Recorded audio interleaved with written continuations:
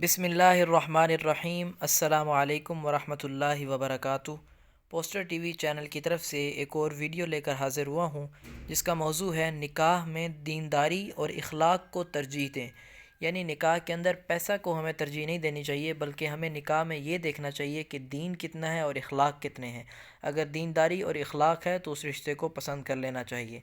حدیث پاک پڑھتے ہیں، حضرت ابو ہریرہ رضی اللہ تعالی عنہ کہتے ہیں کہ رسول اللہ صلی اللہ علیہ وآلہ وسلم نے فرمایا، اگر ایسا شخص تمہاری طرف پیغام نکاح بھیجے کہ اس کی دینداری اور اخلاق کو پسند کرتے ہو تو اس سے نکاح کر دو، اگر ایسا نہیں کرو گے تو زمین میں فتنہ پیدا ہوگا اور بہت بڑا فساد ہوگا۔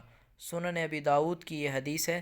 دوبارہ پڑھتا ہوں، حضرت ابو ہریرہ رضی اللہ تعالی عنہ کہتے ہیں کہ رسول اللہ صلی اللہ علیہ وسلم نے فرمایا، اگر ایسا شخص تمہاری طرف پیغام نکاح بھیجے کہ اس کی دینداری اور اخلاق کو پسند کرتے ہو تو اس سے نکاح کر دو، اگر ایسا نہیں کرو گے تو زمین میں فتنہ پیدا ہوگا اور بہت بڑا فساد ہوگا۔